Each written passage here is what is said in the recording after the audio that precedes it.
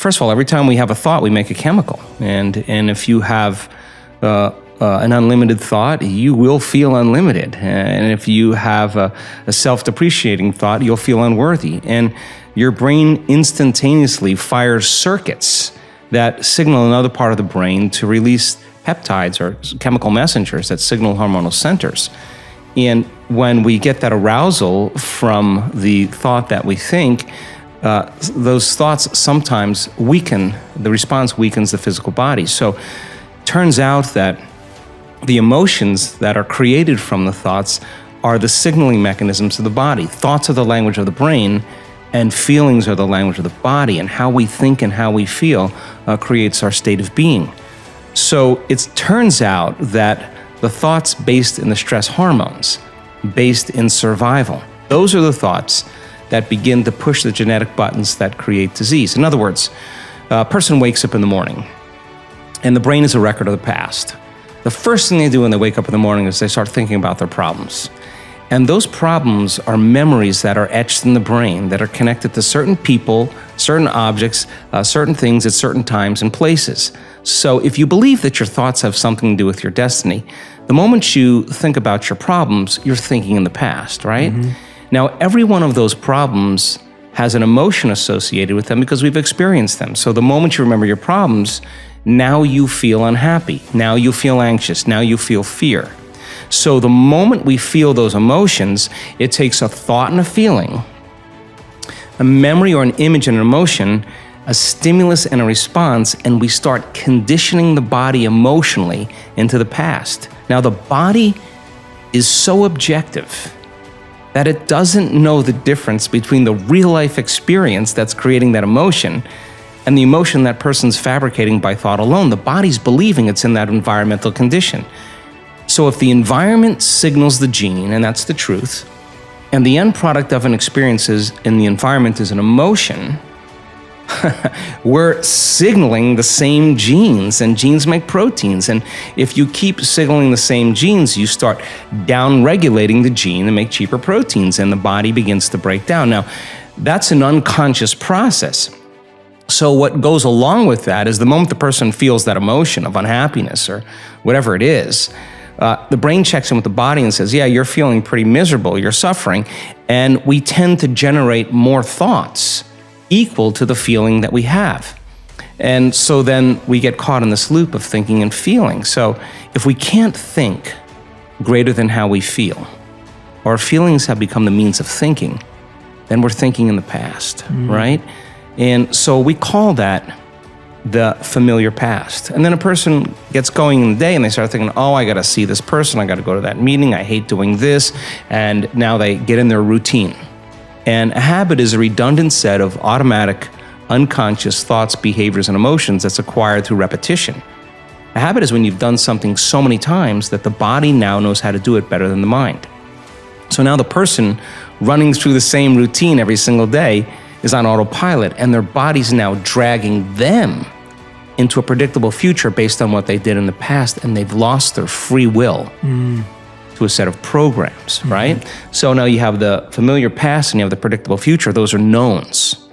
So the only place then, reasonably, where the unknown exists is the sweet spot of the generous present moment. That is when the body and mind are free from those conditions. So along with those emotions that influence the same thoughts, people start becoming more judgmental. They start becoming more impatient. They start becoming more entitled. They start getting more afraid, more anxious, more depressed. And now the body is literally being depleted of energy because it's believing that it's living in an emergency situation. And in emergency, you tap all of the body's resources for some threat, whether it's real or imagined. And so then when you're releasing all of these chemicals, we are literally drawing the body's life force and turning it into chemistry. And so for the short term, that's cool. But the arousal that's created from those stress hormones is a rush of energy.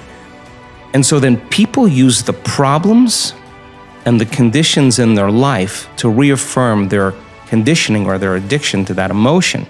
And in a sense, they become addicted to the life they don't even like. And this is why change is so hard. So then when a person makes up their mind to change and they say, okay, I'm not going to say I can't, I'm not going to judge another person, I'm not going to blame, I'm not going to complain, I'm not going to make excuses, I'm not going to be a victim, I'm not going to talk trash about anybody, I'm just going to stop. Well, that works out really well for the first couple hours. Then the body's saying you're out of schedule. You normally at 8 in the morning, you're getting traffic and you're angry. Then at 11 o'clock, you check your emails and you're really judgmental and frustrated. The body's saying, oh, well, you've been doing this for the last 20 years. You're just going to stop today. So now the body, which has been conditioned emotionally to be the mind, wants to return back to its familiar territory, to the known. So the body starts influencing the mind. And it says, come on. This is a good time to judge. Come on, this is a good time to suffer. It's your ex's fault. It's the government's fault. It's it's the weather, the news, whatever it is. And if we accept, believe, and surrender to that thought without analyzing it, it slips by and it begins to program the autonomic nervous system to make those pharmacy of chemicals. And so that's when the person makes the same choice, does the same thing, creates the same experience just for that familiar feeling. Okay, I'll complain just so I can feel suffering. Then they'd rather be unhappy than step into the unknown, to step into possibility. And the hardest part about that process, first of all, is not making the same choices you did the day before. And here's the payoff. You got to stay conscious and not go unconscious. And it turns out that 95% of the time we're unconscious. So if you're going to stay conscious, then there's an element that also requires a certain amount of awareness or energy. And you got to step outside of that unconscious state. So the thoughts that they're thinking are slipping by their awareness unnoticed because they're hardwired in their brain, because they've been saying, I can't, it's too hard, my life will never change, it's someone else's fault. Those thoughts have consequences in the body. So then if a person then becomes conscious of those unconscious thoughts, becomes aware of how they speak and how they act, and they notice how they're feeling, they're no longer the program. They're the consciousness outside the program, and that's the first step to change. So when you're distracted by your environment and you got your cell phone and you're tweeting and you're Instagramming and Facebooking, whatever people do, you're distracted by that feeling. But I now know that if you take a person and you say, okay, close your eyes, sit in the silence of any external stimulation, remove the environment, sit your body down like an animal. Body is the animal. Tell it to stay. I'm going to feed you. You can check your cell phone. You can shower. You can have your coffee. But when I say, and so then here comes the challenge, right? So, and then if you say then you're not going to live in the familiar past or predictable future, you're not going to think about how long you've been meditating, what you got to do. You labor for that present moment. People think when they do this that they're doing something wrong because there's such discomfort that comes with it.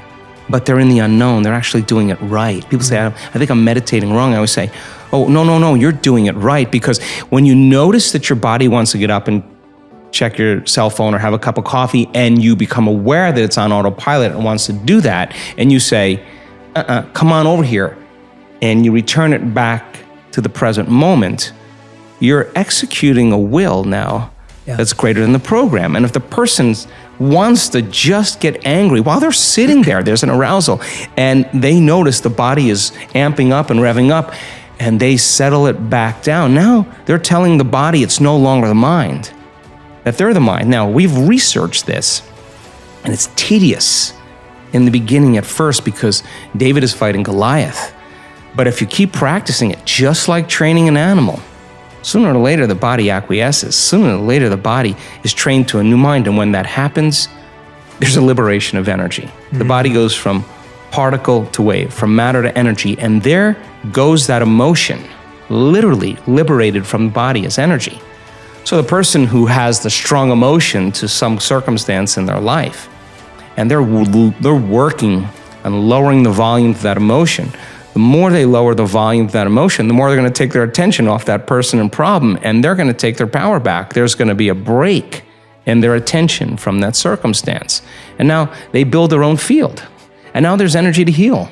Now there's energy to create a new life. Now there's energy for the mystical moment because they've overcome their old personality self. So I think, it's not like thinking positively. That's not the message. Yeah. It's overcoming until we become somebody else. And when that occurs and the person starts thinking differently and they start acting differently and they start feeling differently, they're a new personality. And they start seeing those synchronicities and serendipities. Now, crossing that river of change, the creative process now gets exciting because what thoughts do you want to fire and wire in your brain? What kind of attention and intention